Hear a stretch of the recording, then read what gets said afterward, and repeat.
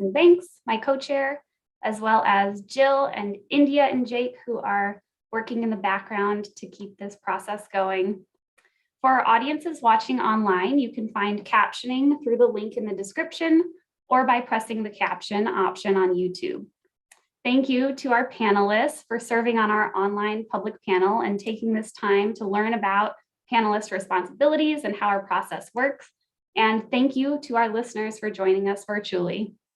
Cuyahoga Arts and Culture is the local public funder for arts and culture in Cuyahoga County. Our mission is to inspire and strengthen the community by investing in arts and culture. The goal of the project support grant is to promote public access and encourage the breadth of arts and cultural programming in our community by supporting Cuyahoga County-based projects. Before we begin, we do want to acknowledge that the land we stand on and the place we call Cuyahoga County is land that was claimed by the United States government through force, displacement, and treaties negotiated in bad faith. We acknowledge those of the Shawnee, Miami, Erie, Ottawa, Potawatomi, and Haudenosaunee Confederacy, whose lands we stand on, and the thousands of Native Americans representing over 100 tribes who currently live in Northeast Ohio today. We thank the Lake Erie Native American Council for providing us the information to develop this acknowledgement. We also want to acknowledge the collective stress and trauma that some of us may be experiencing and bringing with us today. From the still very real pandemic to the recent and ongoing protests and uprisings to protect Black lives. Cuyahoga Arts and Culture stands in solidarity with those fighting against racism. We condemn the racist acts of police brutality that continue to impact Black Americans in Cuyahoga County and across our country. We realize that statements without actions are empty, and so we commit to look inward as we continue to reshape our grant making and organization to be anti-racist and more equitable. We recognize that the creation and perpetuation of racial inequalities is embedded into government and grant making, and we pledge to confront the white supremacy that resides in our work. To arts organizations led by and serving people of color and artists of color, we see you, we hear you, and we stand with you. We are here to learn, listen, and take direct action against white supremacy. We invite organizations and artists to take action and connect with resources to advance racial equity in your organizations and communities. And of course, we thank everyone joining us today to be a part of CAC's work in moving towards racial equity. So with that, I would like to introduce our Executive Director, Jill Paulson, with some words for our panelists and applicants. Hello, everyone. Thank you so much for being here. Thank you, Julia, for setting the stage, for setting the tone, for making sure that you not only read, but demonstrate how we will live our values today at panel. So thank you for that. My comments today are really brief, and they're for those of you who are watching online live and those who might tap into this later on once it's posted on our website. But if you know CAC, you know we do center the work of panel as an important way to do our work. We are a public agency, we are public servants, and we are responsible to the residents who pay this tax. Therefore, we really are committed to making sure that everyone has the ability to access today's wonderful and thoughtful review. So wanted to just state the obvious, but I think that's important sometimes, knowing how CAC funding differs from some of the other local funding here in our community. It also is a way for us to demonstrate transparency to those of you who've spent many months thinking about and then finally applying, and also, again, the residents who have made it possible for us to be here.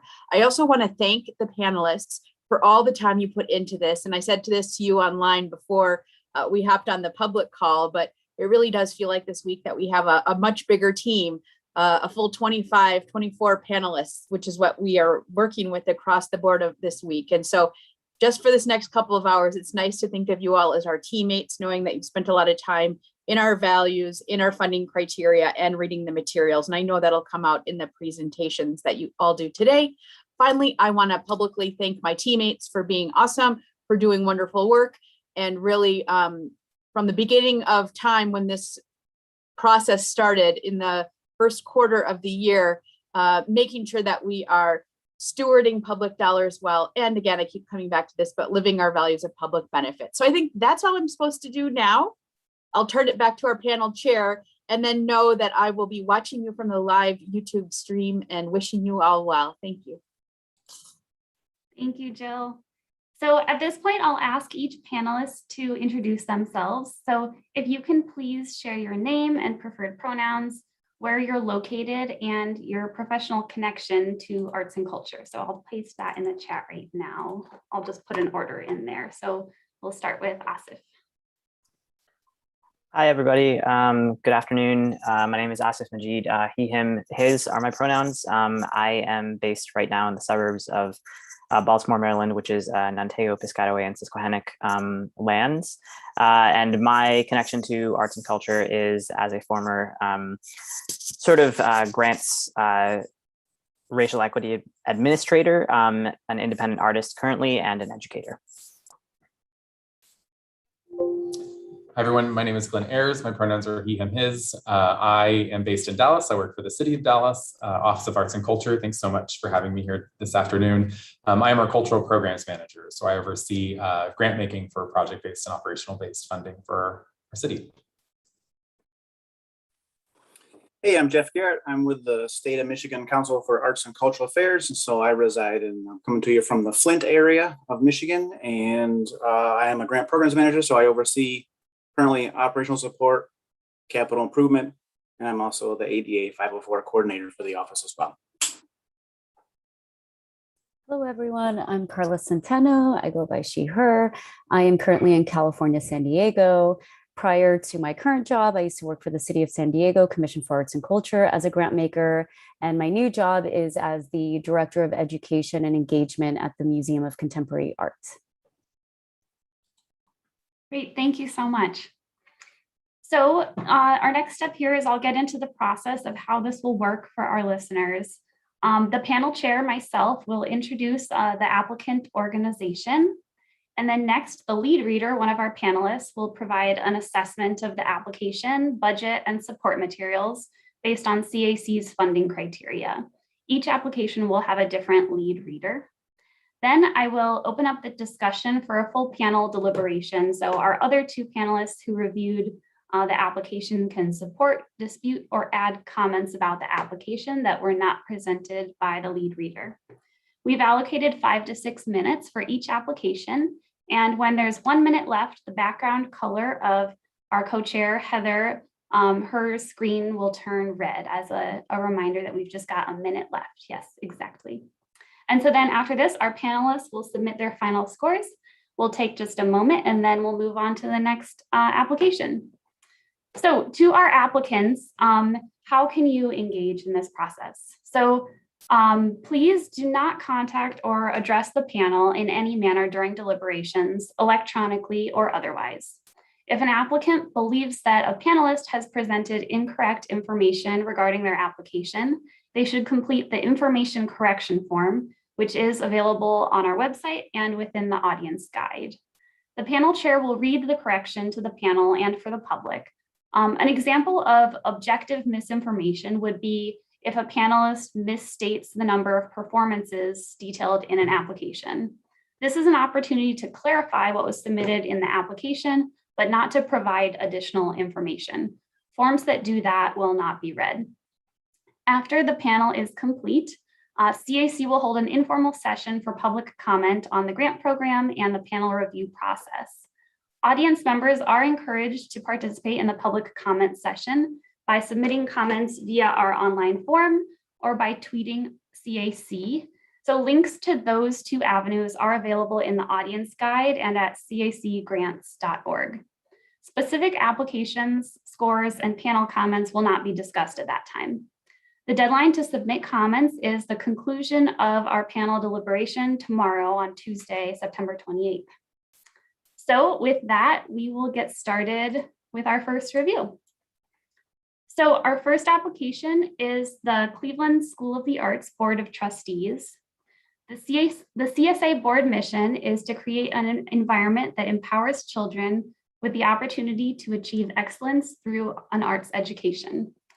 Cleveland School of the Arts was founded in 1981 as an arts specialty school in the Cleveland Metropolitan School District. CSA's Board of Trustees is a separate 501c3 established in 1982 to fill the gap between per pupil district funding and the expenses of implementing their arts education. With the board's support, CSA provides a high standards curriculum of college preparatory academics and pre-professional arts education that consistently supports students to achieve excellence. Their project title is Cleveland School of the Arts Festival of New Works 2022, and they are requesting $20,000. So the lead reader is Glenn, so I will hand it off to you. Of course, I have to start off with all of it. All right. So I guess I'll just sort of, bear with me. This project is essentially, it's a fine arts school in the area, and they are requesting funding for their capstone sort of projects for their students, essentially. So throughout the year, these students will be working with, of course, their instructors, but they're also bringing in local artists for whatever that discipline may be for those students, to help sort of train, and they'll create sort of this end product that they will then showcase later on in the year for the general public. And so they will be inviting other high schools in the area to join as well. And so it's a really neat project in general. So I think what I'll just do is go through then sort of like what I thought for each of their scoring criteria.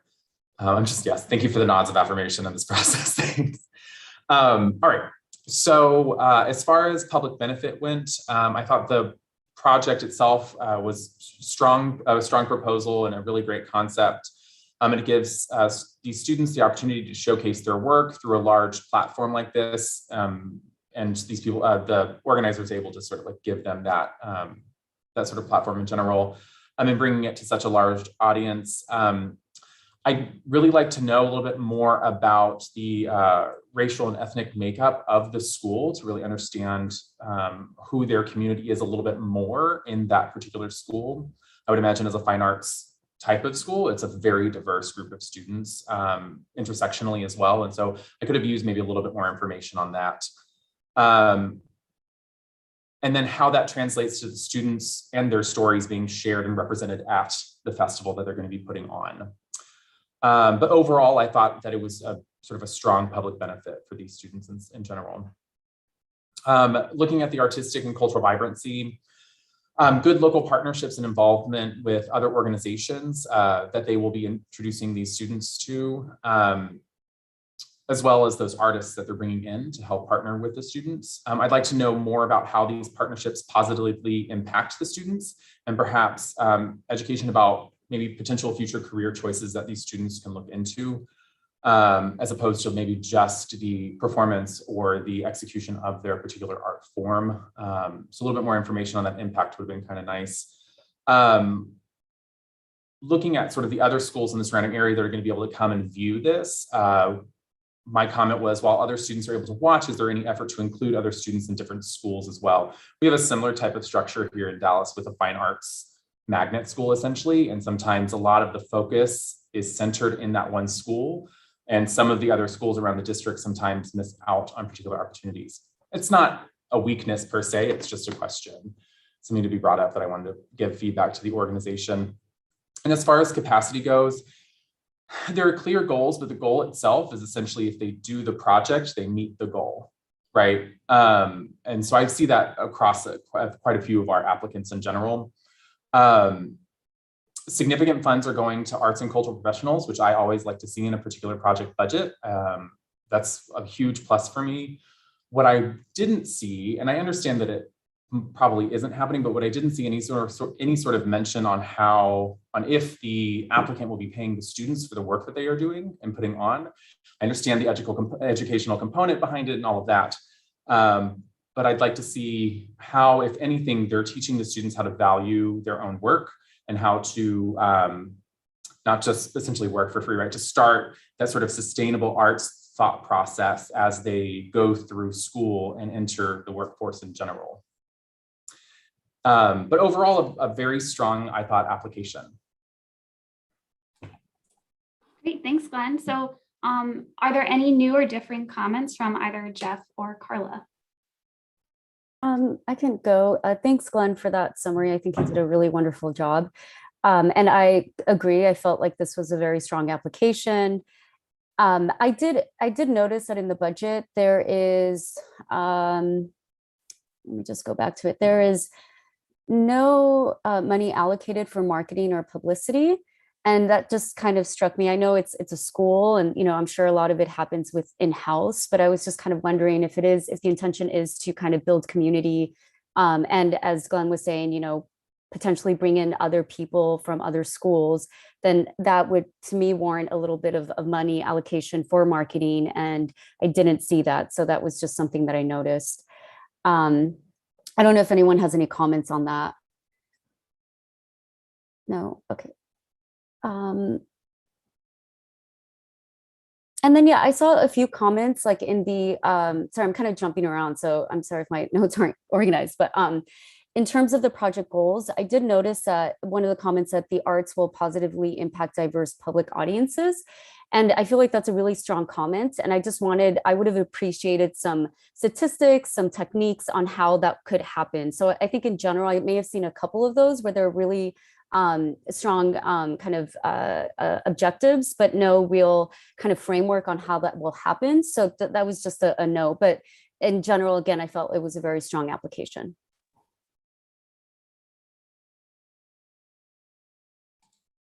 All right, thank you. If there are no additional comments, panelists can go ahead and submit their scores.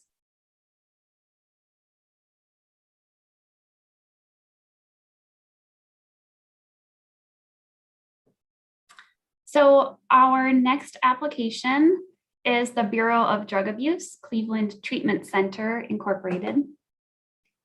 The mission of the Cleveland Treatment Center is to improve the health and well-being of residents of Northeast Ohio by providing state-of-the-art, cost-effective, abstinence-based drug treatment, prevention, and health promotion services.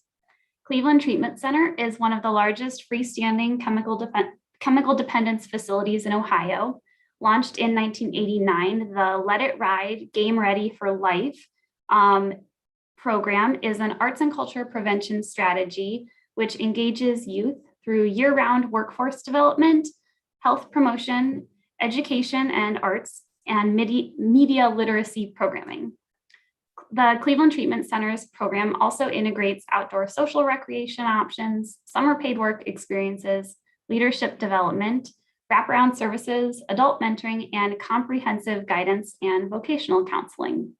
Their project title is The Physics and Philosophy of Funk, the Mothership Connections, and they are requesting $20,000. So the lead reader here is Jeff Garrett. All righty. See if you guys can hang with my schizophrenic presentation style here. All right. So just going through, overall, I felt the mission was clear, and I commend the applicant on their proactive approach while employing arts therapies and programming. There were a couple acronyms in the first description somewhere that I weren't quite spelled out, but it was fine, just a couple, so I'm all right with that. No loss of points or nothing to panic about. Project and key persons were described well. In the public benefits section for me came in as strong, presenting consumer-based demographics, general public invited, but specifically with a focus on some of the organization's cohorts. I mean, the Mothership Connections project, I mean, it sounds fun. It's a fictional scenario using music as a language to de-escalate social unrest.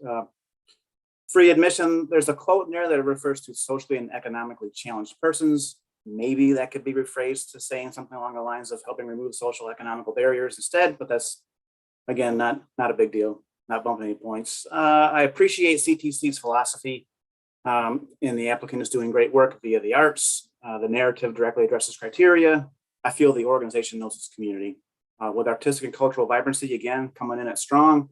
I feel that their work and the projects are telling a story. They're communicating an idea or feeling through the arts, which to me is the definition of fine art. They use the medium to tell a story, and so and also initiate a conversation. So kudos to them. Celebrating diversity, inspiring the majority of CAC funding as appears to go to arts and cultural professionals, and they are engaging through deep discussions and need thereof connecting with their audiences.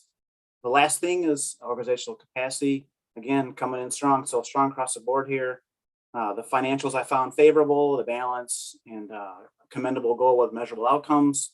And then just one thing, they had a little too many supplemental materials, but again, that's fine. I read 3. It's all good. That's it for me. Are there any, oh, go ahead, Carla. Yeah, new or different comments?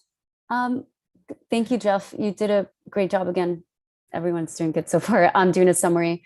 I concur with a lot of what you said. I think in general, it was a very strong application. I did see steady growth in terms of their budget. And I felt that their whole approach was very like holistic and community driven. And I thought that that was really strong in terms of healing. And I did notice that okay. So when it comes to some of the community engagement, I felt like I would have liked to see a little bit more definition on how they're going to engage. So they do talk about it, but a little bit more like strategic, like this is exactly what we're going to do in this way. I felt like that would have helped me kind of understand their approach. But in general, also agree, very strong application, very innovative. I wrote down innovative program. And then lastly, I did take a note on their, on the YouTube link that they provided. I thought that it was very creative and well done. So thank you for that. And again, sorry if my notes are scattered. I'm just kind of looking through it. Just one or two things to add. Again, thanks, Jeff and Carla, for your thoughts on this. I also similarly agree, generally across the board, fairly strong application. There were a couple things I think just in that I would have appreciated a bit more sort of specificity or digging on. So to Carla's point around the ways in which community outreach would be conducted under the question about how goals would be measured. There is an indication of employing 2,500 pieces of informational and educational literature, pamphlets, brochures, playbills, etc. But again, to Carla's point, it didn't seem as if where those were going to be going was specified. So I think a bit more there. And then my other sort of thing about the goal as well is oftentimes in these kinds of situations, as is indicated here, goals are measured in terms of audience numbers. So this goal is about 85% of the audience goal would be around 1,275 people. And that's how the organization was demonstrating success towards their goal. I would really have loved and kind of really desire across the board a bit more of a reflective kind of process, not only one that is quantitative based, but also something that is qualitative, perhaps drawing on reflections from attendees. For example, could we have maybe engaged a videographer or something to that effect to kind of just be gathering feedback from folks as they were leaving or walking into the performance, for example, and other sorts of ideas in that way. But overall, as mentioned, I concur with the rest of the panelists, really strong application. Great, thank you. Panelists can go ahead and submit their scores for that one. And our next application up is convergence-continuum. So the mission of Convergence-Continuum is to produce contemporary cutting-edge plays by living playwrights that examine our culture in innovative environmental settings, that expand the imagination and extend the boundaries of language, structure, space, and performance, that challenge the conventional notions of theater. They were founded in 2000 and produce new plays that aren't likely to be seen elsewhere in the region, and works by living playwrights only. Most are Ohio or Cleveland premieres by emerging playwrights with topical, challenging, off-the-wall works. As of 2019, they've produced 113 plays, 34 being world premieres by local playwrights. So their project title is Societies in Question, and they are requesting $13,512. The lead reader is Carla Centeno. Thank you. So one second, let me just pull this up. Okay. So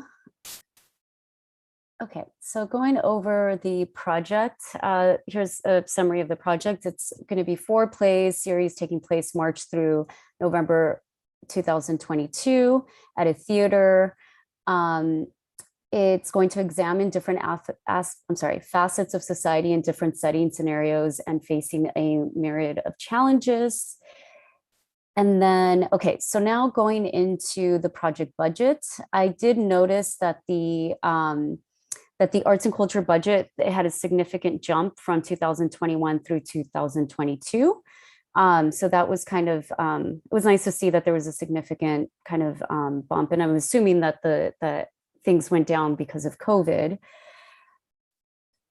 In terms of public benefit, I felt that this application was very strong. I felt that they were very courageous in the content that they were putting forward. I felt that they had a very inclusive approach. I did, as I mentioned before, I would have liked to see a little bit more techniques for engagement, mention of those, but I did really appreciate what they said and how they kind of their innovative approach into the program.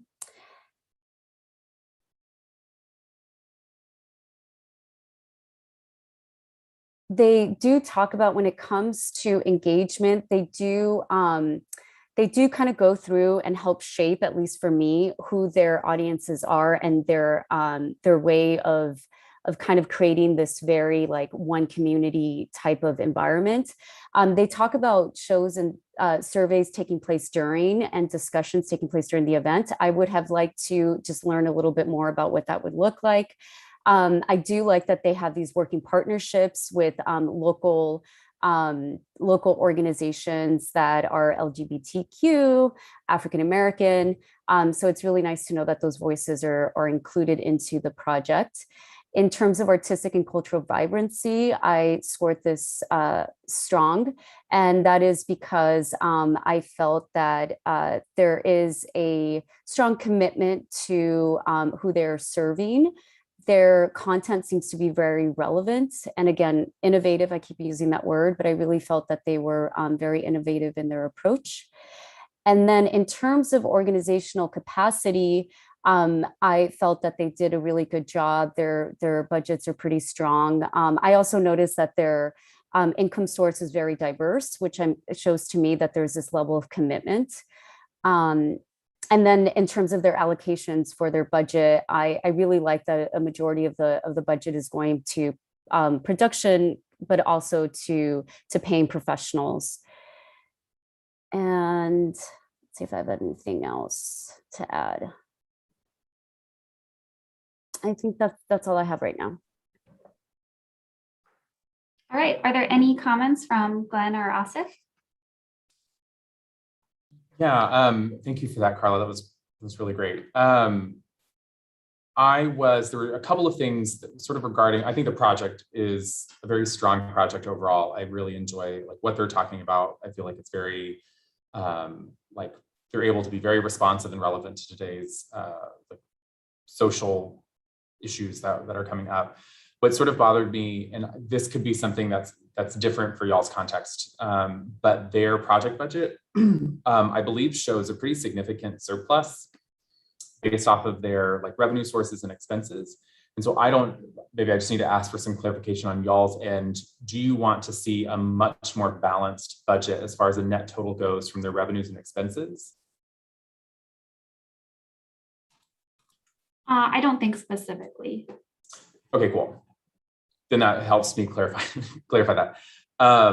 There was another thing that didn't have to necessarily do with the project itself, but I saw that there was a really large drop off in their board contribution from 2019 to 2020, which was, I'm sure they think so too, disappointing to see. I feel like a lot of organizations, like the board really needs to kind of step up when things get tough in that. And so I was surprised to see something like that. Nothing to do with the project itself, just something I noticed and wanted to sort of call out. But since that project budget situation is not an issue for y'all, that's it. Thanks.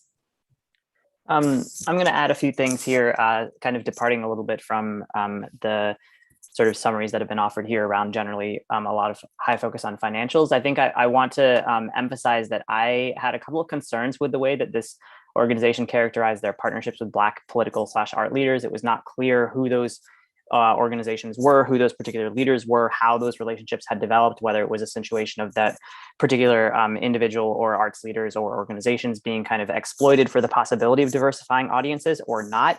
That I wanted some more clarity on. And similarly, what is the local community around the theater? The specific geography of the neighborhoods was not made clear. You know, we often talk about theaters that are serving and defining their own communities, but so often that's kind of like a, you know, a parachuting in model where audiences kind of come to the institution and then go away. What's happening right around that space seemed really important to know. In addition to that, you know, similarly, what efforts are being made to provide kind of some of these complex demographics in terms of community outreach and programming. Who are the decision makers around the show and the demographic makeup of artists that are hired and the theater makers who are working on the show? None of that was made particularly clear. I recognize that I only have like probably 30 seconds and change left. So the last thing I'm going to say is on the goal, again, I'm going back to the goal. It was not super specific. It was not numeric or quite frankly, BIPOC or race focused. And the idea of our max, this was a quote from the goal, that our max 40-seat house makes unobtrusive, rough estimates reasonably reliable as informal direct observations of BIPOC folks as a way that you're determining who you're serving is hugely problematic. Hugely problematic. Audience members need to be able to self-identify as opposed to being told what it is that they are. So for me, that created a pretty big issue in terms of some of the things around organizational capacity. Thank you. Thanks for adding that.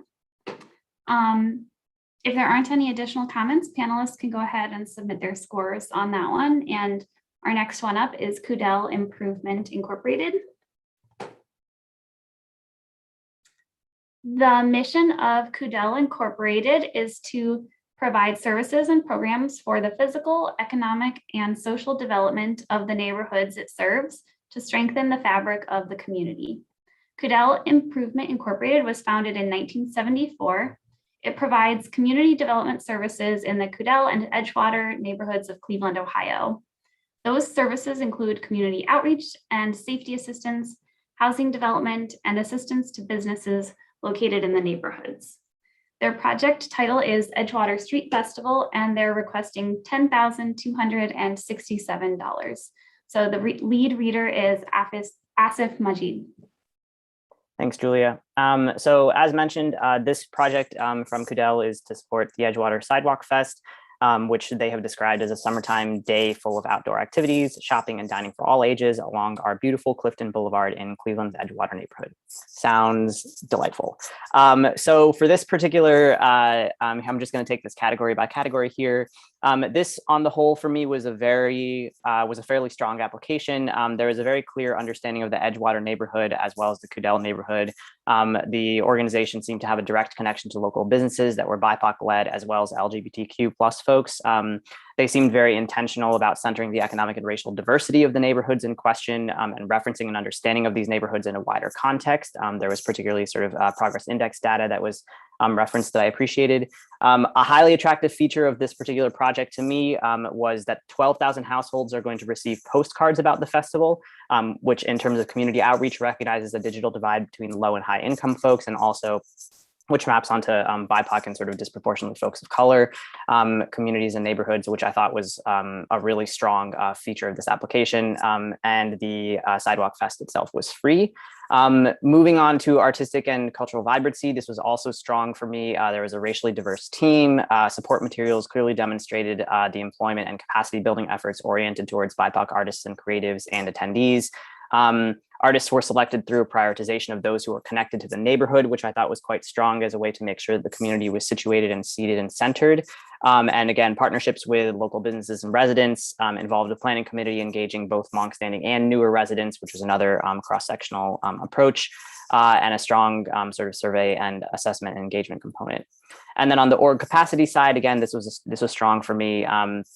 Had a concrete goal around engaging specific number of local businesses and residents, and previous engagement with this community indicated by the support materials. The budget seemed realistic and appropriate to the activities proposed. And so for me, as mentioned, this is a pretty strong application across the board. Thank you. Are there any new or differing comments from Glenn or Jeff? There's only one, and I thought the application was very good. I understand that they're in the beginning of the planning process, which is actually a huge part of their process in general to engage the community and make sure that everyone's voices are heard. And so I really, really appreciate that. What what I would have liked a little bit more was a little bit more detail on what those sort of artistic or cultural services they want to provide in the fair were. Their supplemental materials sort of gave some good like visuals of what kind of arts and culture, but like, and I understand that they don't know necessarily what's coming up, but maybe some references of what they've done in the past to give a little bit more context on what those arts and culture things are. I think it's a great sort of economic development-y type of project in general, and that arts and culture focus is definitely there, but some more specifics would have been nicer. Thanks, Glenn. So panelists can go ahead and submit their scores. And our next application is ENCORE Chamber Music Institute.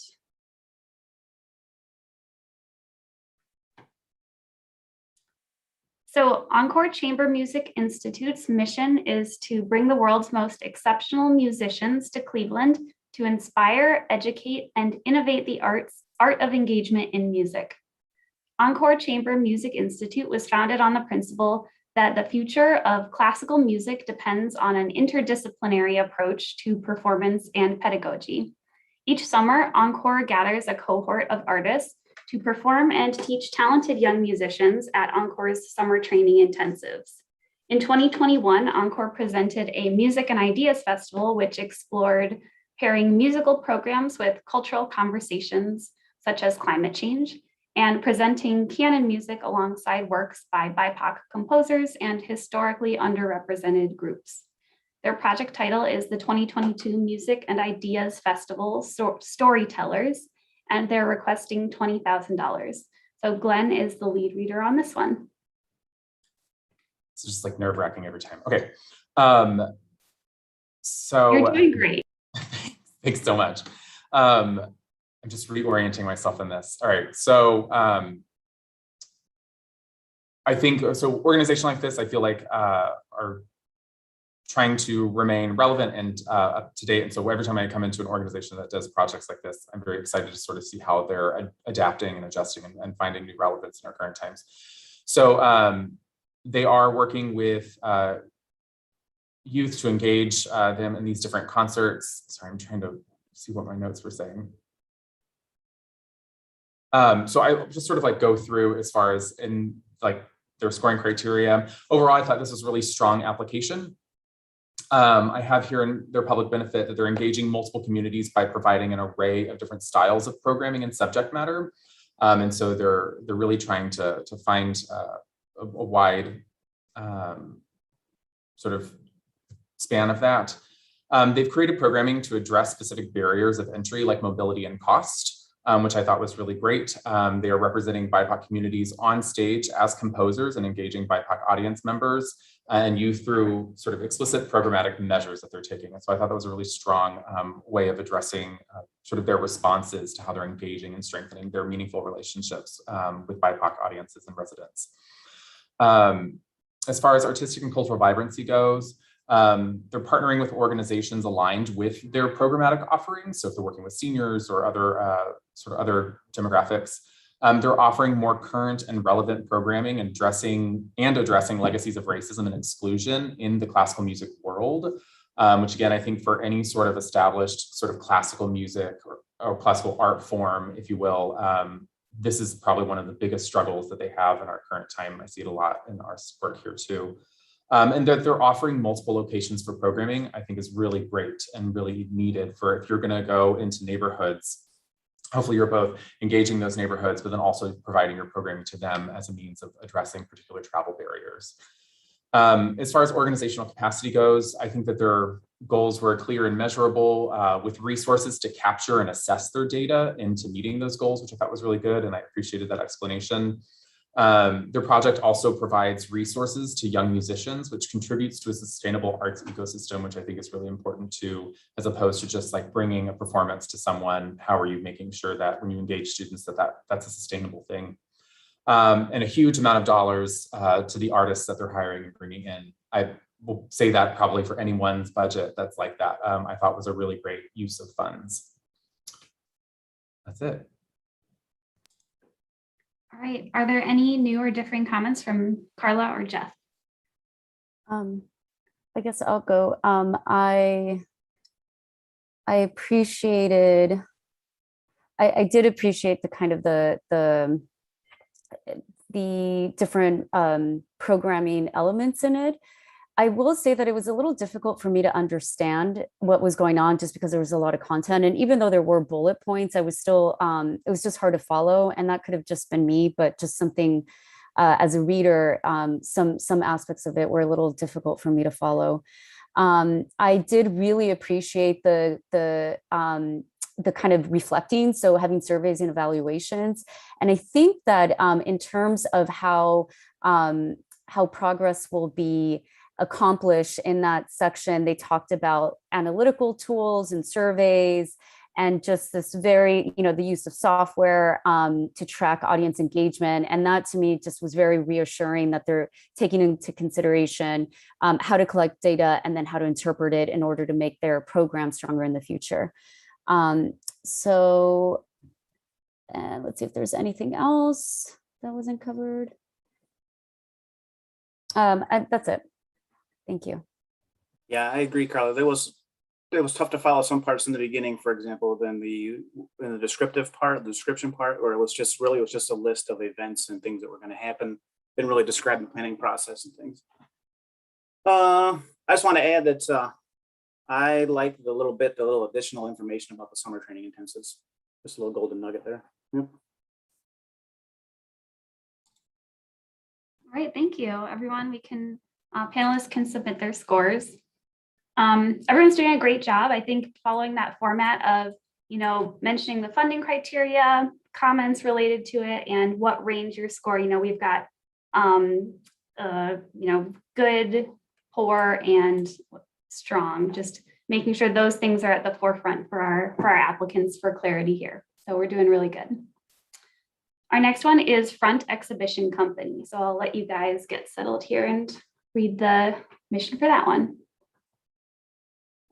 So Front Exhibition Company was formed to plan, organize, and present Front with a mission to generate economic activity through cultural tourism, develop a stronger, more sustainable creative community by bringing new recognition and opportunity to arts institutions and creative professionals, to enhance the brand of Northeast Ohio by presenting a more nuanced and sophisticated view of its arts and cultural resources, and to create new opportunities in Cleveland's communities. In 2016, Front Exhibition Company was formed to plan, organize, and produce the first edition of Front International, Cleveland Triennial for Contemporary Art. The first triennial ran from July to September 2018. Front Exhibition Company is currently at work planning the next edition of Front for the summer of 2022. So their project is titled Front International Cleveland Triennial for Contemporary Art, Oh Gods of Dust and Rainbows, and they are requesting $20,000. So the lead reader is Jeff Garrett. Okay. So just going through, I'm just going to hit the three here. So public benefit is good. Comes out of a study that concluded the Contemporary Art Festival was possible, but they worked with multiple institutions and artists. So they're producing a multi-episode podcast, a triennial, which I guess means every 3 weeks. So they can do 4 of those. Entries were brief, and some of the entries in the application, but still succinct. I guess the information was there. Front is free and open to the public via its website and also streaming programs. I felt that the applicant is aware of its audience, its target audience, and engages with them via their content and themes within the podcast. So that, let's see, public benefit is good, maybe the higher end of good. Artistic and cultural vibrancy comes in again at good. So the applicant states that the podcast will be a catalyst for direct community input into next summer's work. So maybe they're seeking input or planning from the community. So I guess that's great as well. They believe art as an agent of transformation, engaging artists and communities to explore and ideally experience the therapeutic aspects of engaging within the arts, introduces projects making connections for artists, audiences, and community, and also a focus on Cleveland artists discussing their approach and their work. So that's benefit for artistic and cultural vibrancy. Last is organizational capacity, again, strong. Again, found the financials favorable. They balance. There was a bit of redundancy throughout with some of the same entry. The same entry would come up, sentence would come up at the same time. I leave that out, add more stuff. Although the org is young, I feel that they're successful, or they have been since 2016. And clear mission statement. That's it. Do we have any other comments from Carla or Asif? I have no differing comments. I wanted to underline two things that I thought were really great about this application. First off, they used an incredible phrase, which blew my mind: polyvocal curatorial approach. Amazing, like all the things. And then additionally, so that was for me under artistic cultural vibrancy. Under public benefit, one thing that I really appreciated was the power sharing aspect of this particular project. So the ways in which BIPOC and LGBTQ plus creatives were engaged in the development of those sort of audio products. And then at the same time, how, as Jeff mentioned, that would become a catalyst for direct community input and sort of collecting that. So I think that was kind of a nice tie-in that for me were both really strong aspects of this project and this organization's presentation. Yeah, I agree. And just I saw a lot of alignment between the application and the scoring criteria. So I felt that they did a really good job specifically in regards to public benefit and the what is the artistic and cultural vibrancy. And what else? I did notice that there was in 2000, there was a big jump in their income and expenses from 2020 to 2021, their arts and culture budget. So that's just something, you know, I'm kind of curious, just out of curiosity, why there was such a big jump in between that time. It's not bad, just kind of curiosity. But overall, very strong application.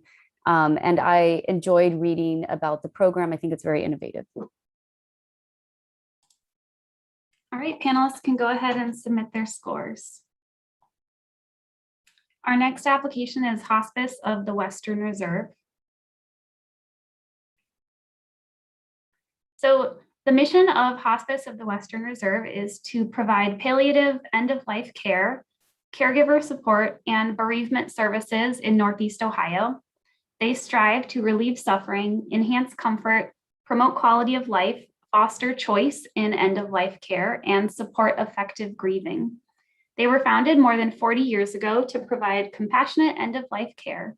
The team-oriented approach begins with expert medical care and pain management and extends to include emotional and spiritual support expressly tailored to the needs and wishes of the patients and their loved ones. Their project title is the 2022 Healing Arts Program, Art Therapy for All Who Grieve the Death of a Loved One, and they are requesting $20,000. The lead reader is Jeff Garrett.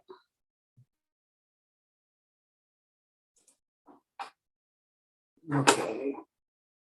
Too many screens. Hold on a second. Got it. Okay. Hospice of the Western Reserve. Yeah, Healing Arts project clearly aligns with the mission statement. Participants learn and practice methods to assist with their emotions and connections to others and ultimately healing. I noticed the two in-person facilities literally on each end of the county, looks like, one on the east and one on the west side. Public benefit is strong. It's a grief and loss program and connecting others with others in the community. Free sessions eliminates financial barrier. There's a minimal and nominal suggested donation, but open for all in the county. It's available to those who seek, but is there any outreach was my question, other than beyond just the patient or maybe the family or the caretakers. Entry clearly defines the benefit, whom, but not quite sure about the how. I felt maybe lacking a little bit of how detail there in the public benefit section. Moving on to artistic and cultural vibrancy, comes in on the high end of good. Participant feedback can inform the programming. And they actually shape the discussion. Therapists create this atmosphere and guides the conversation, again, ideally towards healing. So, and on this one, the entry doesn't quite address the criteria fully. I didn't feel so, but states beneficial goals and outcomes. And the last thing is organizational capacity. Again, favorable financials, balanced out for me in my head. Funding and supplies and salary were the majority of CAC funds. well-described project, both virtual and in person. Nice breakdown they had there in the application. And I appreciated the testimonial video that was in the supplemental materials. Yeah, I'll follow. I did appreciate the video as well. I also will say that I think that this is a very important program. The fact that it's such a specific audience, and I feel that they do it well was something that I felt was strong as their application in terms of the public benefit aspect. I will say I felt like when they talked about define your community and how will you engage your community and carry out your project, there is talk about the types of groups and the diversity within their groups, and that there is a art therapist that creates an inclusive environment. But I would have liked to know maybe how that what research goes behind that, and what type of proactive techniques they employ in order to really fulfill that comment. And then yeah, and I agree with Jeff. Just maybe just a little bit more alignment with some of the criteria would have been, I would have appreciated it, or it would have, I'm sorry, it would have helped me kind of paint a better picture of the program. To piggyback off of what Carla said, I agree with this sort of question about the sort of definition of community, especially under public benefit. I thought it could have been much stronger compared to where it was. I mean, it sort of came for me right around the sort of the middle of the good category, largely because art therapy is a tool that itself fundamentally invokes power sharing, which is a sort of very fundamental aspect of the public benefit sort of scoring criteria. But that being said, I didn't quite understand how, at a structural sense, a range of other practitioners who could bring with them a trauma-informed approach to grief, specifically as it relates to BIPOC communities, which have a very different relationship to grief than white communities do. That was not referenced in any way, shape, or form in this application, and really ought to have been. As Jeff mentioned, with the two different in-person sessions being able to serve different sides of the county, there would fundamentally be different geographies, different communities, different folks who would be attending those sessions. So therefore, for me, it seemed really a missed opportunity in that way. Again, yeah, no specific outreach or reference to serving BIPOC folks. I don't recall seeing the term BIPOC or any specific naming of a racial or ethnic group anywhere in the application. It seemed that the one sort of practitioner who they had as an art therapist had been involved with the organization for some time, which is obviously great and demonstrates a longstanding kind of knowledge and practice and relationship to Hospice of the Western Reserve. That being said, the team itself was not particularly racially diverse. And again, to go back to the idea of art therapy as a co-creative method and mechanism, it's quite important to be able to have folks who can meet folks, sort of folks who are benefiting from this service in multiple ways. And then the last thing that I would say is obviously that testimonial video was really lovely. I also saw that and was quite moved by it. And at the same time, I'm wondering about who are the other folks who would be benefiting from this project and this particular set of services, and how would we make sure that they're kind of being met as best as they can. In the goal, again, you know, it was my screens are acting up here, but the goal I recall was not again a specific one that defined inclusivity or equity within the particular sort of like SMART compared to SMARTY kind of goals that are requested by CAC in applications. Thank you. Panelists can go ahead and submit your scores on that one. And our next application is the Jennings Center for Older Adults. So their mission is as follows.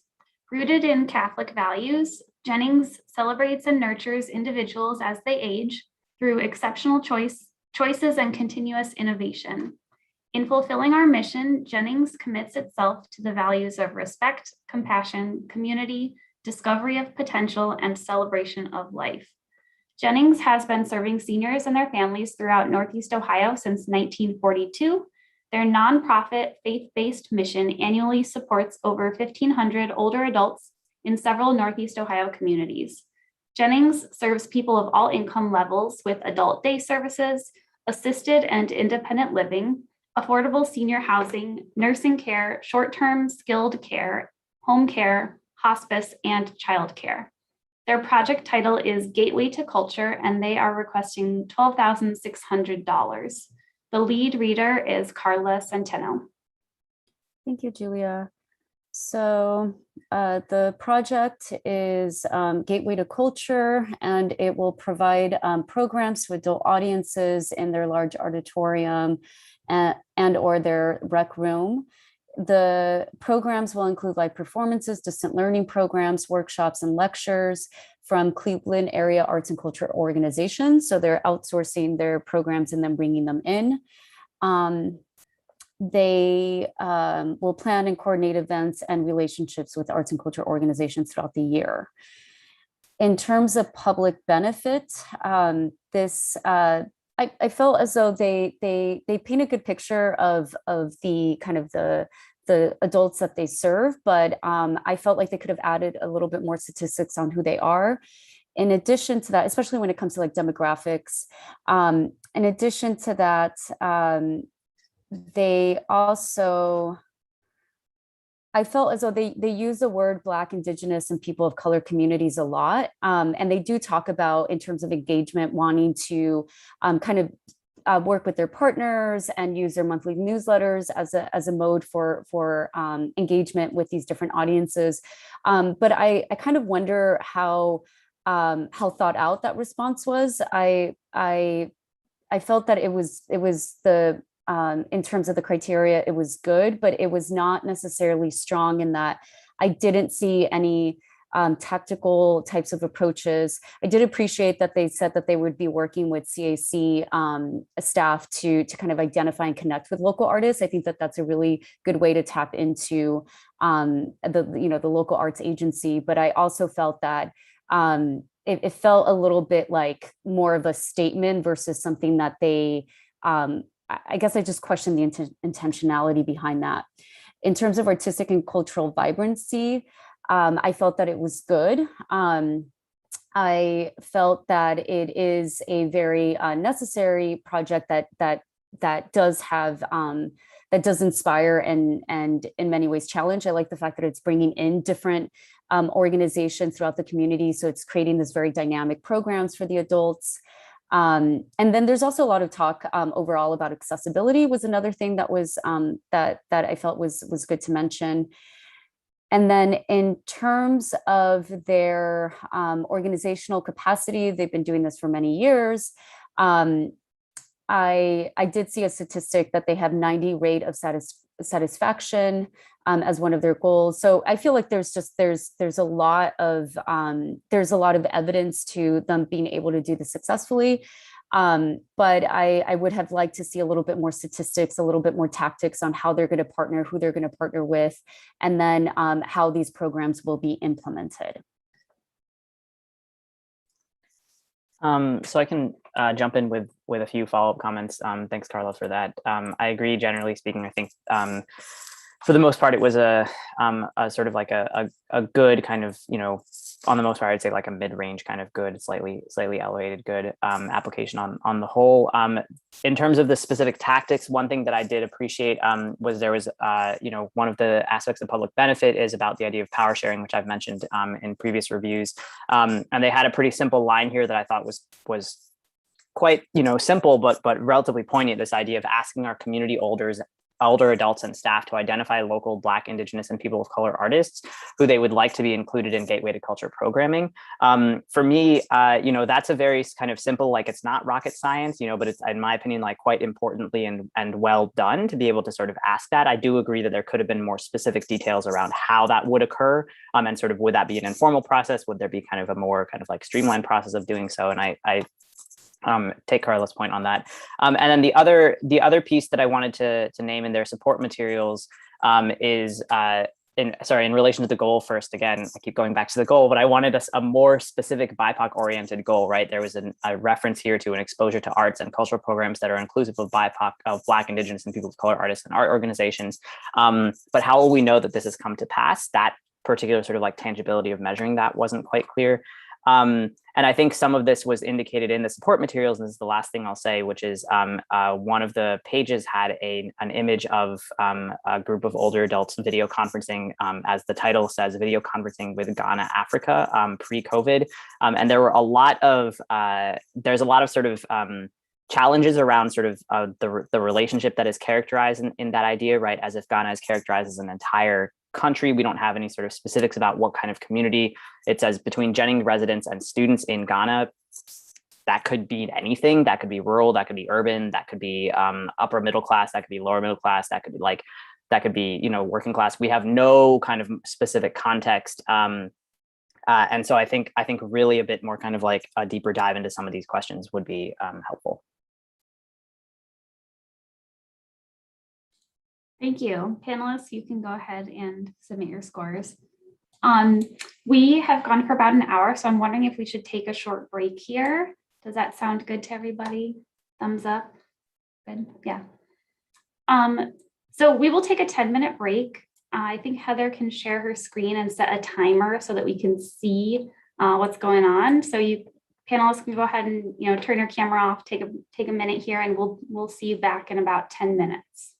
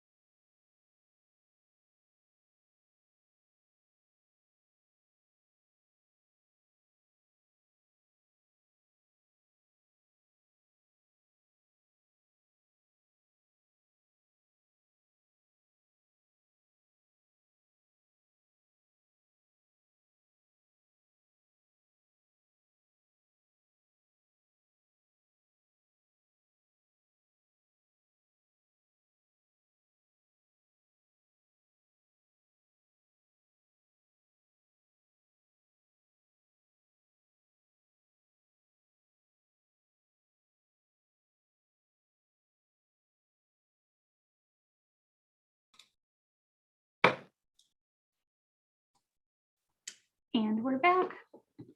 Our next application is Les Délices. We'll start in just a second here.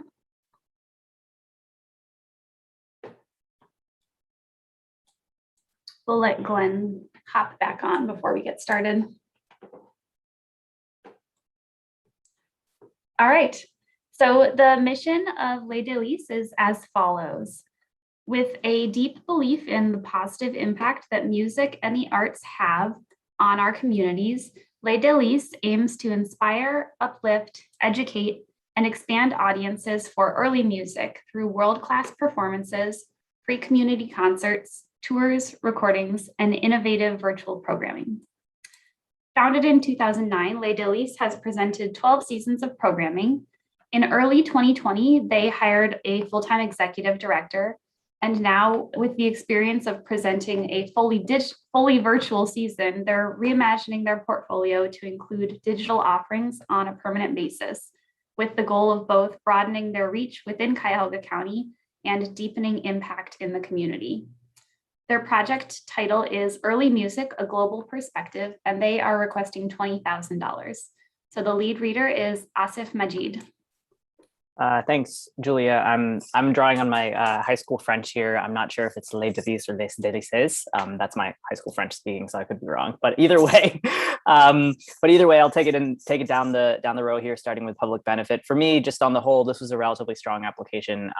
And for public benefit, I thought that the use of their online programming offered access to a really thoughtful engagement with themes of colonization, diaspora, and imperialism through music. The support materials clearly demonstrated a longstanding trajectory of community-based work through partnerships with public libraries and community centers. And I think this question of engaging with themes of colonization and diaspora and imperialism through music is particularly poignant in the genre that they work in early Baroque music, which is so often read through a white and Eurocentric lens. And they're doing this by engaging Afro-Caribbean and Indigenous collaborators, among others.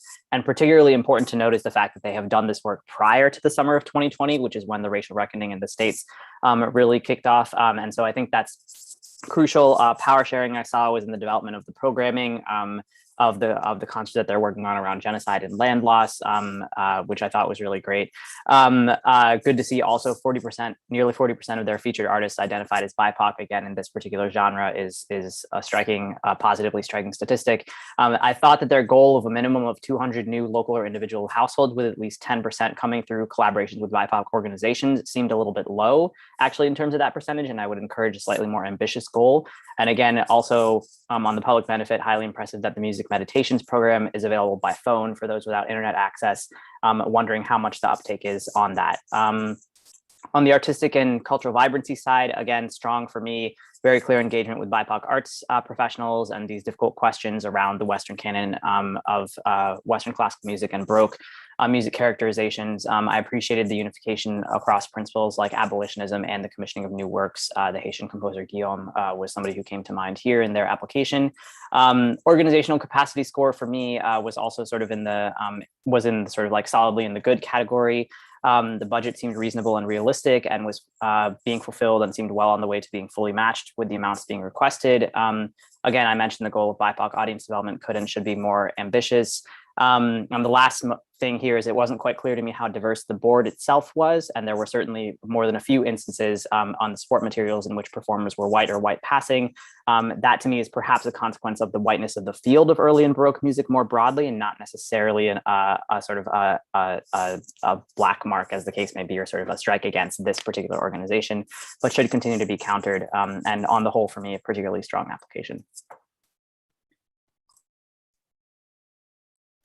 I would agree with all of those sentiments. I thought it was a relatively strong application in general. I thought that they're trying to do a really good job. Again, it's one of those kind of organizations where they have to work even harder to break down the historic legacies that are this kind of art form. And I appreciate the work that they're doing with their BIPOC representation overall.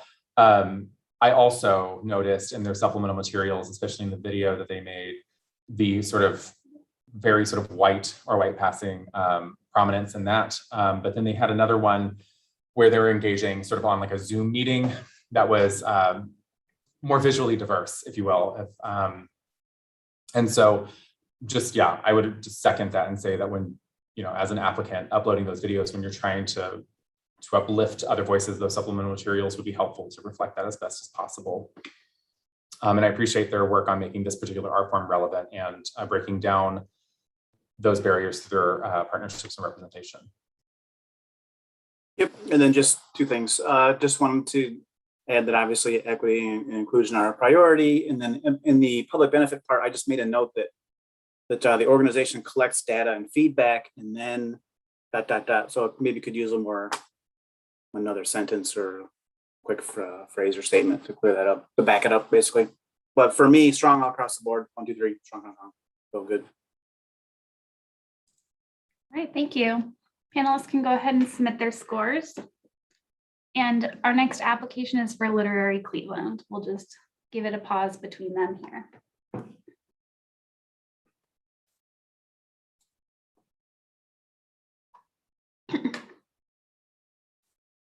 So the mission for Literary Cleveland is as follows. Literary Cleveland is a community of writers committed to bringing people into the world of words by providing educational writing opportunities at all levels, promoting new and existing literature of the highest quality, and advancing Northeast Ohio as a vital center of diverse voices and visions. Literary Cleveland's first project was the Incubator Conference in 2015, a free writing festival. The organization became a nonprofit in 2016 and began offering year-round literacy arts programming. They offer workshops for writers, introduced literature classes for readers, launched an online literacy journal, and created special programs for groups historically underrepresented in the writing and publishing industry. Their project title is Literary Cleveland Incubator Conference, and they are requesting $20,000. The lead reader is Carla Centeno. Thank you. Just pulling up my notes here. Okay, so a little bit about the project. It will take place October 2nd through the 9th, 2022. And it will provide free writing workshops, panel discussions, craft talks, readings, open mics, and more. I felt that their public benefit was strong. They do talk about doing an open call for program proposals in which they will engage an advisory group made of members representing the local literary community, which includes partner organizations, established local writers, booksellers, librarians, and community members to provide guidance so that the program is balanced and meets the needs of diverse community. They also talk about kind of like engaging in extended partnerships. And again, the notion is to be as inviting as possible. And then a little bit more on public benefit. I felt it was really strong. They talk a lot about about including underrepresented groups. And it does seem that, again, with leveraging their connections to different partners in the community, they'll be able to do that. And then again, the advisory group as a method for that. I did like that they have a fellowship that they give to writers from groups historically underrepresented in the writing and publishing industries. And in that, they also talk about 50% of their presenters were writers of color. From 2020 through 2021, I hope that continues and it increases. In terms of artistic and cultural vibrancy, I felt that this was strong as well. Going back to engaging the advisory committee, which will shape the types of programs that take place. I also appreciated that they will be focusing on diversity and inclusion in publishing and journalism and the Black Lives Matter movement, and working on representation from different group sets, which historically have been not part of the publishing industry. In terms of organizational capacity, I felt that was strong. They do aim to empower 2,000 writers. And I would say, I would have liked to see how many readers are involved, people outside of just the writing community. They do talk about quantitative and qualitative evaluations. I would have liked just a little bit more information on what that looks like. So how are you gathering the data and what will you really do with the data? And then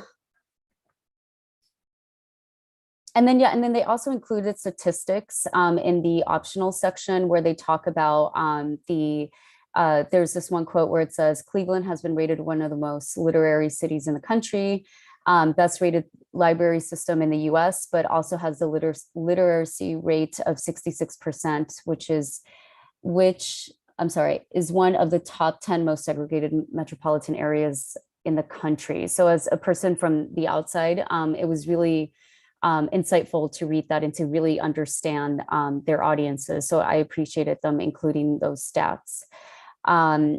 I felt that the income sources were pretty diverse and seemed pretty feasible. And then as well as their expenses, it was balanced. And I also appreciated that a bulk of the money goes towards presenters as well as staff. And then is there anything else? That's all I have. Two quick comments just to sort of piggyback on and sort of maybe deepen some things that Carla mentioned. This statistic again about more than 50% of presenters at the last conference were of color. I would really push the applicants to kind of think more intentionally about that beyond just of color, right? That can mean a lot of different things. What do we mean specifically? Like how many folks are Black, how many folks are Indigenous, how many folks, this sort of disaggregated data reporting is really important as we start to understand and deepen the ways in which you can document your particular impact. So I'd really encourage that. And similarly, the advisory group that's of the local literary community, that should really, a way that can be done to sort of deal with some of this disaggregated data questions is to make sure that that is a BIPOC heavy advisory committee. So I would encourage that as a practice on the whole. And then the last thing, one thing that I noted under artistic and cultural vibrancy that I thought was really great, when they described the funding, the question in response to the question of what would we do if we didn't receive all the funding from CAC that we're requesting, I thought it was really lovely that they said that the fellows program, which is oriented towards the next generation of BIPOC writers, was the last thing that would be cut, which I think is like, if a budget is an indication of where we're putting our priorities and what we value as an organization, then that was a really strong statement. I thought the application was strong in all three categories. I just wanted to add that I really appreciate that they're going beyond just writing and they're talking about spoken word and other forms of expression through the broader term of literary arts, because I think that people are able to engage in different ways and feel more comfortable engaging in different ways when it comes to the literary arts. So solid, thank you. Great, panelists can go ahead and submit their scores. Our next application is Little Lumpy's Center for Educational Initiatives.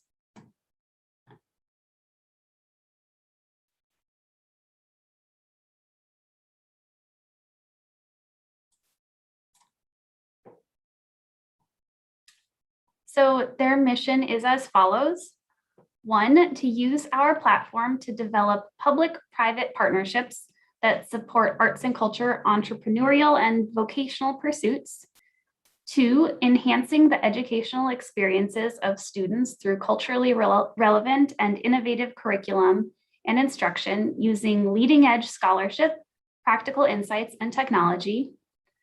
3, supporting vocational, academic, and entrepreneurial pursuits of engaged students. And 4, fostering workforce development and incubating talent. Since their inception, Little Lumpy's Center for Educational Initiatives has developed and produced the Great Lakes African American Writers Conference. Additionally, they are working on an e-learning project and a workforce development project. The project title is 2022 Great Lakes African American Writers Conference, pronounced GLAWC, G-L-A-A-W-C, and they are requesting $10,000. The lead reader is Asif Majid. Thanks, Julia.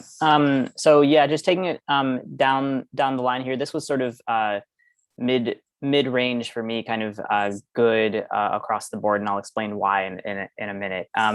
So for the public benefit, it clearly, as mentioned, this is to support the 2022 edition of GLOSSy, which, by the way, is a lovely acronym, and I like the fact that it's shiny.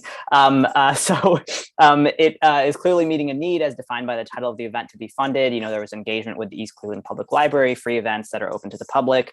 It wasn't quite clear to me from the application whether this was going to be a virtual event or an in-person in 2022. It was a bit hard to discern some of the details of the pragmatics of what was being discussed. If my fellow panelists have more insights than I, please feel free to share them.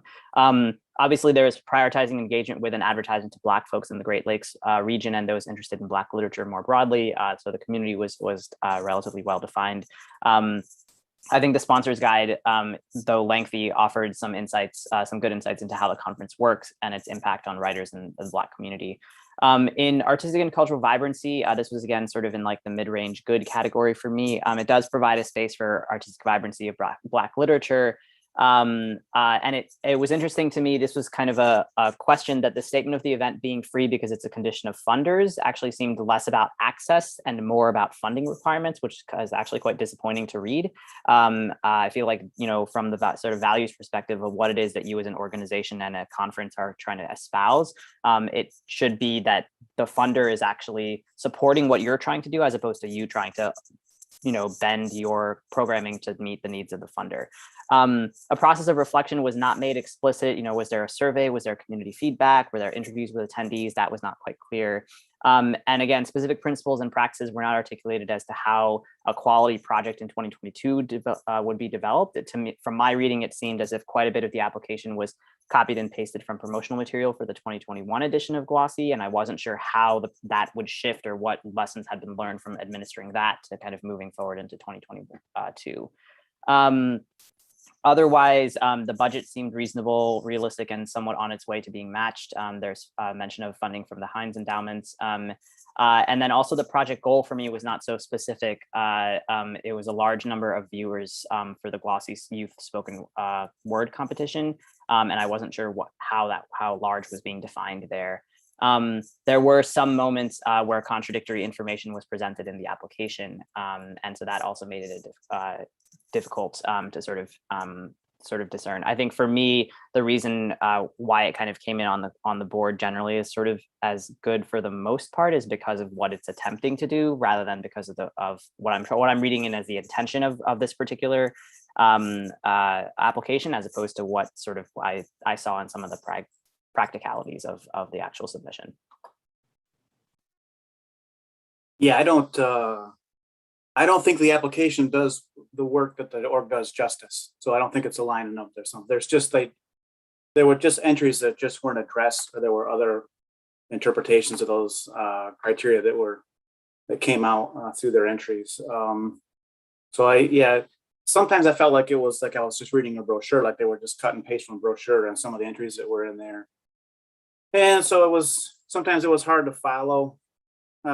But also visually, you know, maybe break some of that up into some different paragraphs so there's some visual breaks. So I know that when you're talking about a project, and specifically when they're chatting about artistic and cultural vibrancy, there were just a bunch of projects and dates that are actually going to occur within the next 4 or 5 days.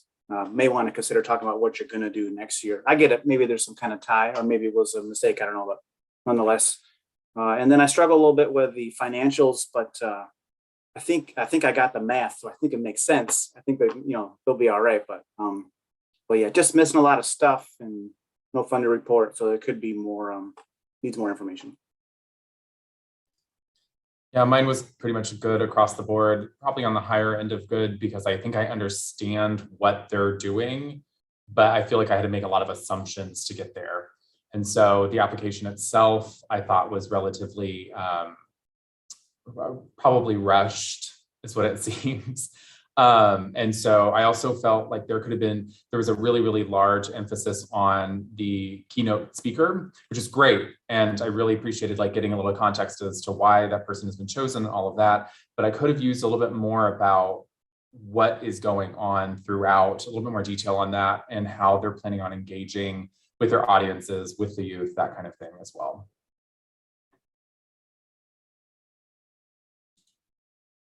All right, thanks everyone. You can go ahead and submit your scores for that one. Let's see. Our next one is Local for Music Fund Incorporated.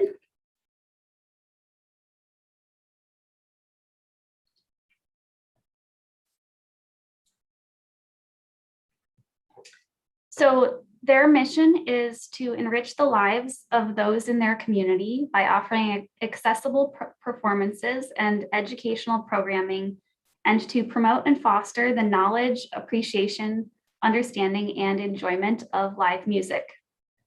Formed in 1974, the Music Fund produces live music by local musicians, free and open to the public. In 2020, in collaboration with the Cleveland Federation of Musicians, they produced the Music Relief Fund virtual concert series, raising over $50,000, and to grant musicians whose employment was affected by the pandemic.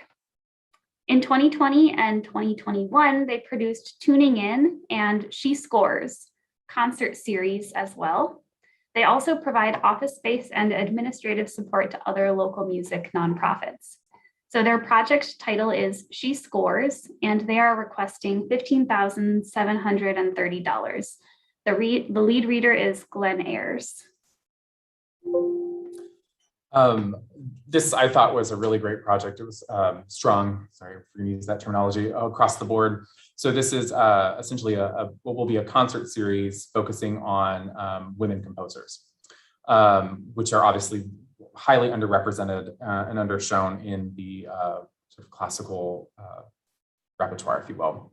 So going down the line, public benefit. So this is free and open to the public. They have, based off of the qualifications listed, I would consider a very qualified panel for scoring their selections. I'd like to know a little bit more about who that panel is and how, sort of who they're representing as those who are selecting essentially these compositions to be played in these concerts.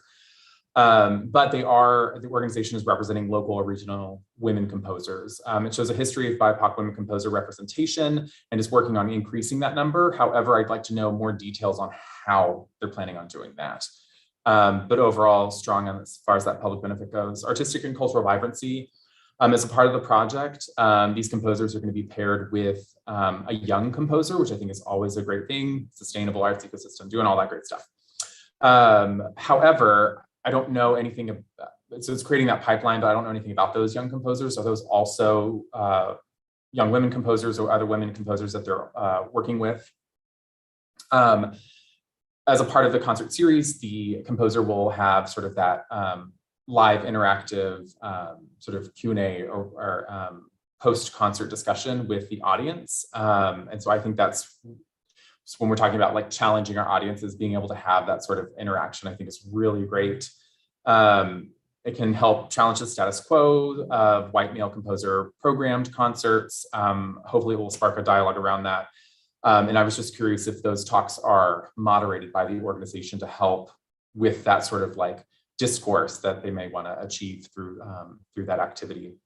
As far as capacity goes, I said the goal is fine, it's just not very strong. And again, seems to simply be a means of planning and executing the project, right? So they meet their goal by doing the project.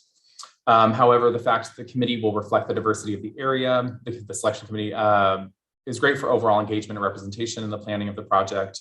They have a history of executing this project, so I have a high confidence in that executability. And it's, again, great to see that a large portion of their expenses are for arts and cultural professionals. I can add. Thanks, Glenn. That was a really nice summary. Just a couple things to note. They do talk about these talks, which I appreciate because it shows that they're considering both the composers, but also the audience. But I would have liked to maybe see a little bit more writing on how they are directly engaging audience members to get them interested so that they can then become female composers. So a little bit more about the development of audience would have been nice. In addition to that, specifically in the public benefit arena when it comes to the discussion about how you're going to include Black, Indigenous, BIPOC communities, residents, and audiences. I felt like there wasn't that much discussion about how that will be done, what approaches will be taken.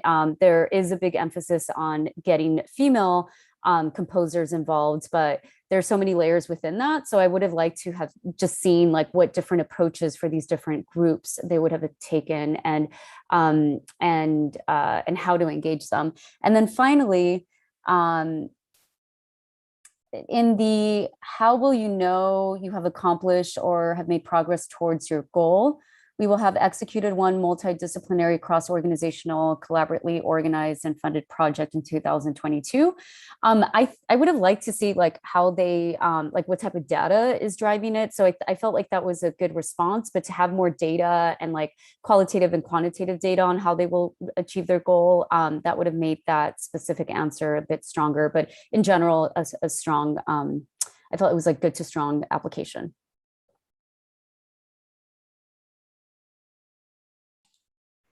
Jeff, any notes to add? Okay. Panelists can go ahead and submit their scores for that one.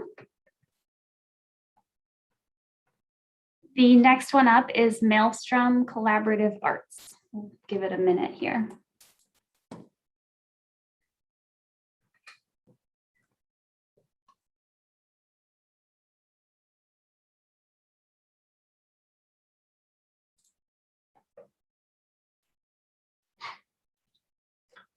So the mission of Maelstrom Collaborative Arts is to serve the growth of innovative artists at the borders of diverse genres, disciplines, and media.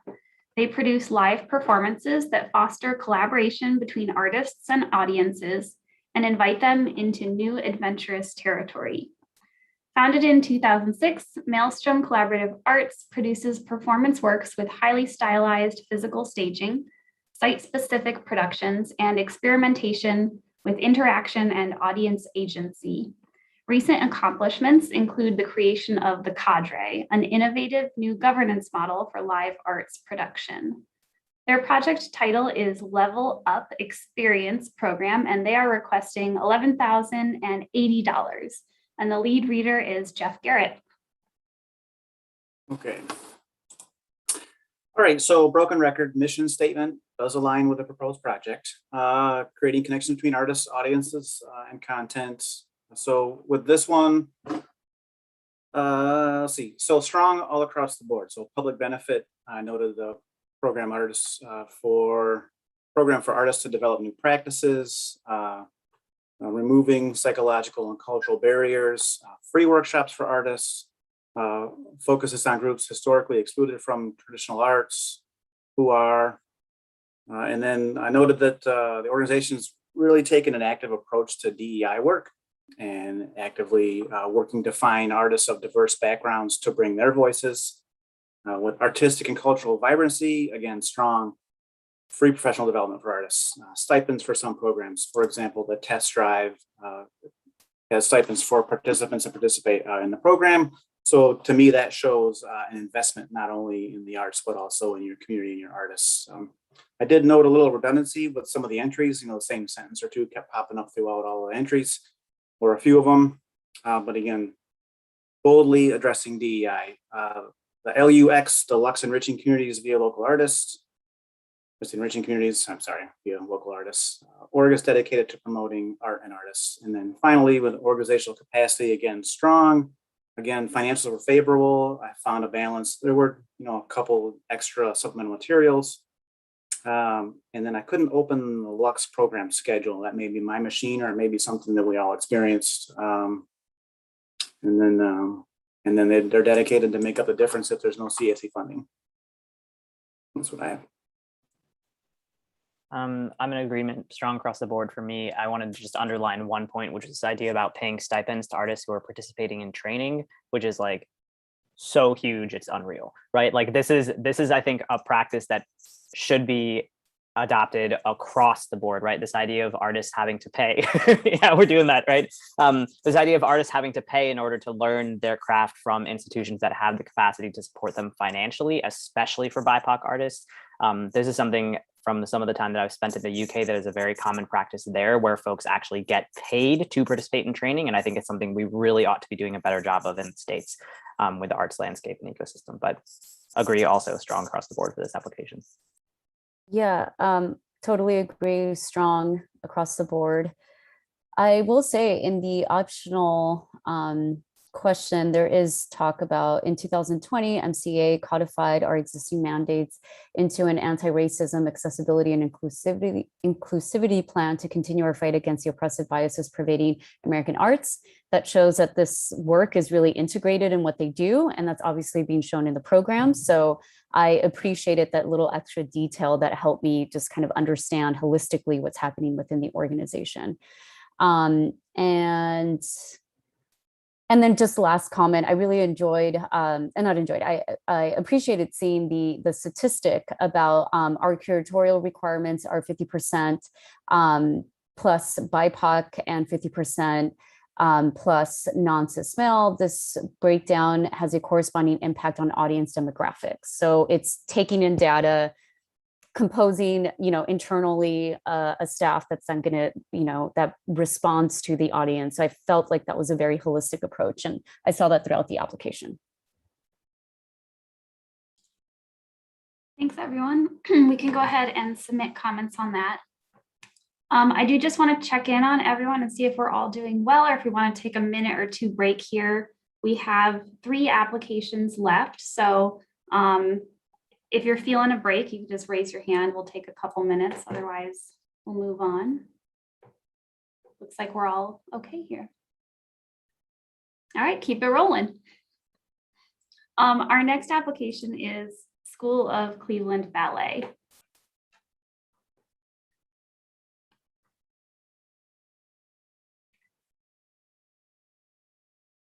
So the mission of the School of Cleveland Ballet is to educate students through quality training and intensive instruction in the highly structured and disciplined techniques of ballet, other dance, and its related arts. Founded in 2000, the school provides training annually for over 100 students and 14 members of the Cleveland Ballet Youth Company. School of Cleveland Ballet conducts several outreach programs for local public and private schools. A faculty of resident teachers and guest teachers provides instruction. All their faculty, artists, and staff are former or active professional dancers. The project title is Dance Chance Cleveland, and they are requesting $20,000. And the lead reader is Carla Centeno.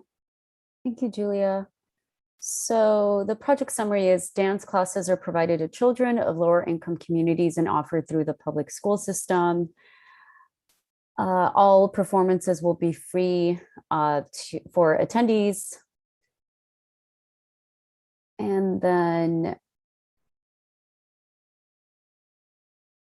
okay, so in terms of public benefit, they notice and they acknowledge that dance is historically inaccessible and expensive. And so they created this program in order to get ballet into local systems. Local schools. And one thing that I felt was really strong in this application is that they're considering, the kind of financial barrier that is part of ballet and in-person instruction, but also considering transportation needs as well as proper dance attire. And they provide both of those. So both transportation and then dance attire. So I feel like that provides a point of access, and it is breaking a barrier in a very important way. In terms of public benefit, again, they do talk about their community, and I felt like their statistics or the information that they provided was not really thorough enough. As a person who's not in Cleveland, I would have appreciated more information about who the students are, a little bit more just demographics, but also there wasn't really discussion on real methods for engagement. So I could kind of piece it together, but I felt like this was a great opportunity for them to talk about like what that engagement is going to look like, both pre and then during and then post, but it wasn't really expressed. And then in the second part of that, they do go over some of the demographics, but again, kind of looking more at the school demographics would have been good. And once again, the acknowledgement that that ballet is considered a high income, quote unquote, white person's passion. I felt that acknowledging that and then creating a program that fights against that was good. Artistic and cultural vibrancy, I felt was strong. They do talk about how they intend to provide highest quality education to students. I did write that they do not really go in depth about this, so that was kind of lacking. And then in terms of their goals, they do talk about a percentage of how they will track based on re-enrollment rates. However, I think this could have benefited from some qualitative feedback. So like, you know, what are some qualitative ways that you can achieve your goals? And then I felt that their organization capacity, I felt that it was strong. They have diverse income sources. And then in terms of their expenses, I really like seeing that a lot of money is going to the arts and culture professionals. I'm assuming those are the dancers. And the only thing that I did have a question about was the 32, rounding or 33 rounding up expense that was labeled other. And I'm assuming that that just has to do with, buying purchasing the transportation. And I know that can get very expensive, but that was just something that I was kind of wondering what the other meant. And if anyone knows what that meant, then please let me know. And I think that's it. Overall, a strong application. I'm going to throw a spanner in the works, as they say here, because for me, there's a really fundamentally flawed premise underneath this application that really needs to be addressed, which is the fact that ballet is a historically colonial enterprise, right? And what is happening here with this particular project is disciplining Black bodies in a white Eurocentric aesthetic.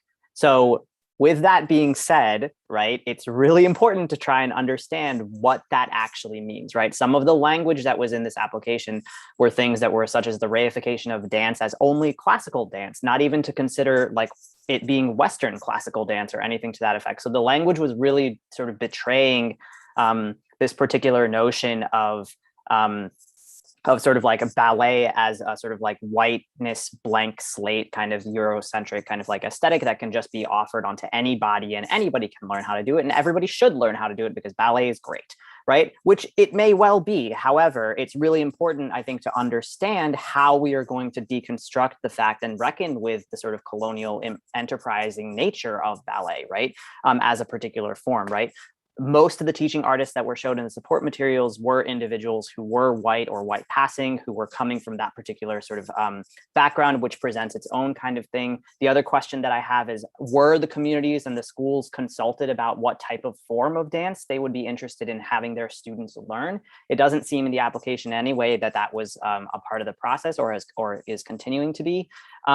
And then similar to what Carla raised about sort of the citing of demographic statistics is not the same as demonstrating partnership. There's really in this application to me a fundamental erasure of Black and Indigenous dance traditions. And that is a huge, huge problem.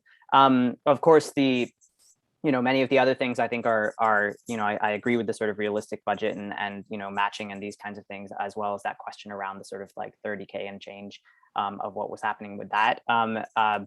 But I think for me, there's a very kind of like core kind of historical and cultural and kind of, quite frankly, imperial reckoning that has not been done in this project that really needs to be happening before it can do the type of reflecting that it needs to do in order to be an effectively and sort of like grounded in itself kind of project to serve the community that it's attempting to serve.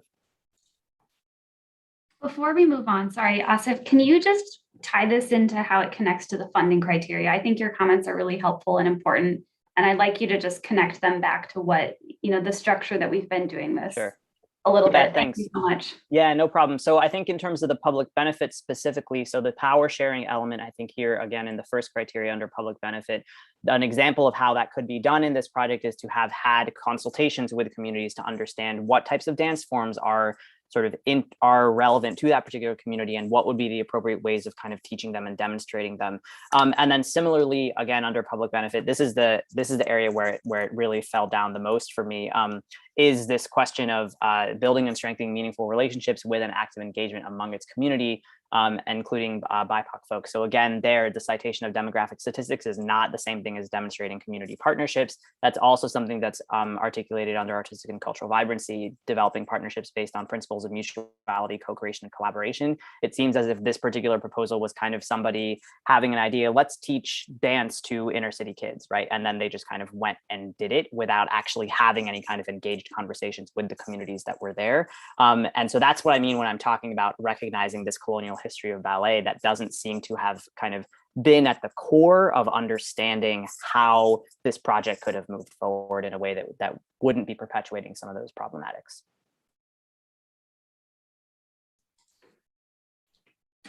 I agree. This seems like one of the a situation, right, where a school district needs arts programming, and so there is a relatively larger capacity organization that's able to fill that void for them. I mean, I feel like that happens frequently. I know it does over here too.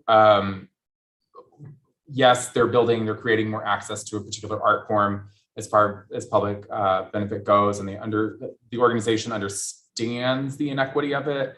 But like Asif was mentioning, it's that they get it, but it's that extra level of work. But as far as the artistic and cultural vibrancy, I saw no mention of BIPOC representation in the dance instructors. And so that's not to say the students don't necessarily, it's not that they don't want to learn this particular art form, but how are they supposed to see themselves in that art form and find some sort of ownership if their instructors are also white and coming into their space to teach them that as well.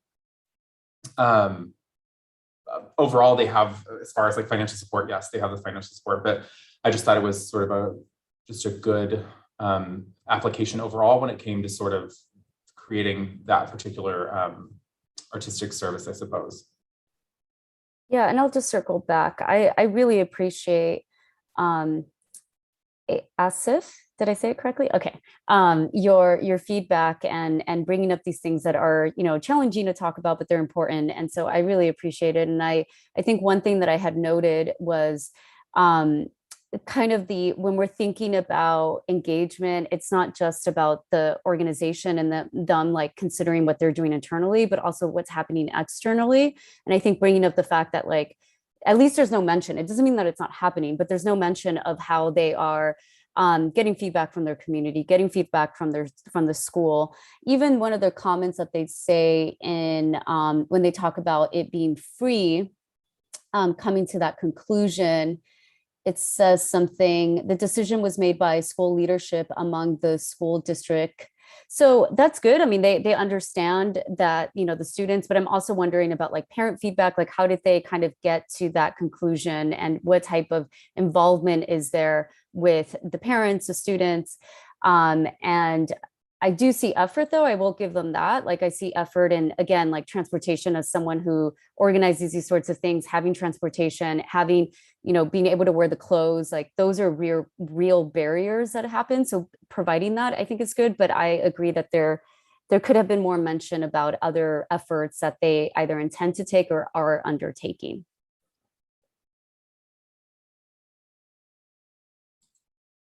Thank you all very much for those notes. You can go ahead and submit your scores. Our next application is Talespinner Children's Theater. So we'll get to that in just a second.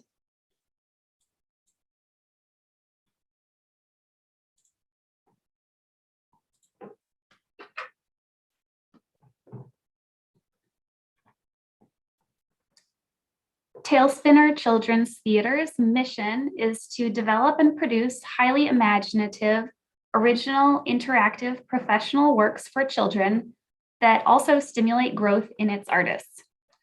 Talespinner Children's Theater strives to reach across socioeconomic, cultural, and traditional boundaries to help awaken and bring better understanding by opening eyes, ears, hearts, and imaginations in the young people and artists of Cleveland and its surroundings.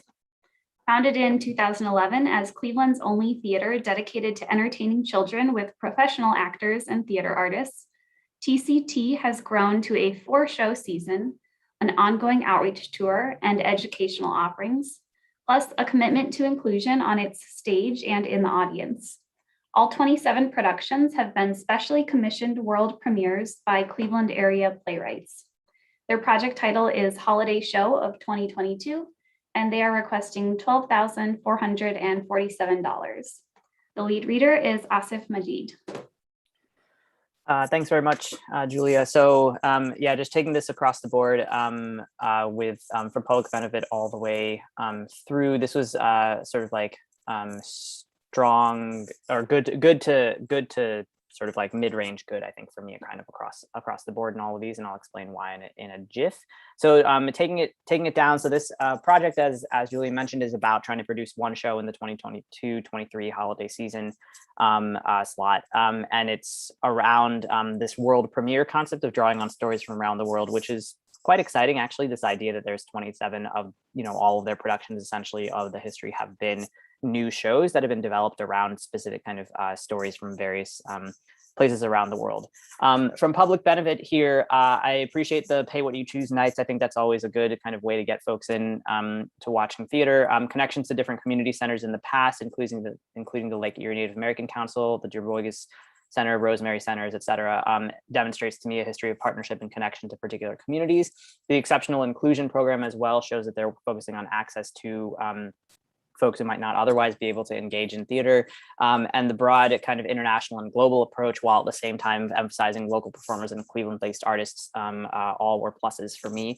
I would love to see more BIPOC artists as creatives, especially as writers, not just as performers or directors. The authority of the playwright is something that is often kind of taken for granted when it comes to theater making. And questions around power sharing for me showed up again. I wasn't quite sure about how these particular stories seemed at times to position BIPOC folks in the position of a victim in various ways. So, for example, the characterization of one of the activities was around the earthquakes that Indian people experience every year, and sort of positioning kind of the global South and global majority folks in this sort of like victim positionality is a question that I have about how they're going to overturn some of these things. On artistic and cultural vibrancy, a similar question for me is about how is BIPOC artist capacity being built? It seems as if they were continually working with like the same kind of sort of group of creatives, specifically here sort of in the writer capacity. And I would love to see a deeper sort of engagement with BIPOC artists beyond just contracting them to perform in shows. Are community partnerships, the ones aforementioned, long-standing, or are they only based on the show being developed? For me, that's a question as well. A theater company like this that is doing quite a bit of movement around a number of different communities maybe doesn't have the opportunity as much because of that to do long-standing multi-year kind of deeper engagement with a community. And I think that's something that I would really love to see a bit more of. But again, love the 27 new world premieres thing. Go team. And then on the organizational capacity side, there was a specific budget. There is currently no artistic director, which seems like that might potentially be a hindrance for getting this particular show off the ground. I'm not sure if that's changed since the application has been put in. And for an organization that does international oriented work, the board is incredibly white and did not seem at all to be situated in professional occupations that were related to cultural sensitivity or BIPOC centeredness in a specific way, which is something that I would encourage them to think about as they're trying to move forward and do this kind of work. And that is all I have for the moment. I just have two good things to say, because I wrote it twice, in artistic and cultural vibrancy, but also in public benefit. But yeah, inclusion programming, yay. That's all I can say. Yay. I have just looking at my notes that they're hosting roundtables for community input, great space and programming made for that community. So I liked that general feedback as far as public benefit goes. I thought overall the application was strong because I really like seeing new works being made from local playwrights. And while I understand that they're in the planning process, or part of this project is the full planning process, I'm still left wanting as to details as to like sort of like what they're looking for, what's going on, what's happening. And so maybe some clearer past projects. And I know they've mentioned like past work, but I was still left wanting as far as like details. I feel like if you're going to mount a full thing, and we're coming up on their, actually, I think it had to do with their timeline even. Where'd it go? Yeah, I just was left wanting when it came to the details as far as what they're hoping for this upcoming one. All right, thanks all. Panelists can go ahead and submit their scores on that one. Our next application is the City Club of Cleveland, and this will be our last application for the day.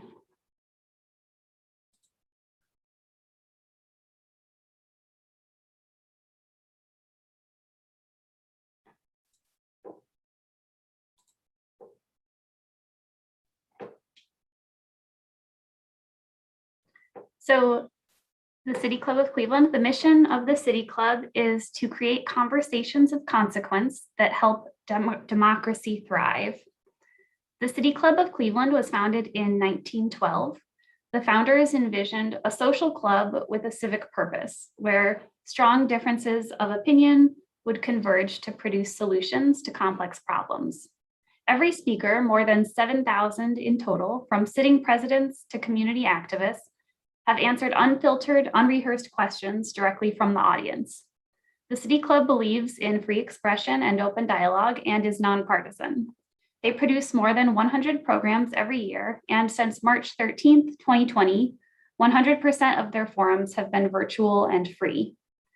The project title is 2022 Authors in Conversation Series, and they are requesting $18,759. The lead reader is Glenn Ayers. So this project is, they bring in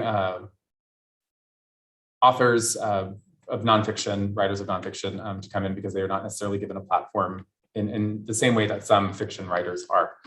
And so what looks like a wide variety of different subject matters are brought in. As far as going down the list, I thought this was just a solidly good application. So looking at public benefit, they define their community well as far as who they would like to serve and reaches a broad audience.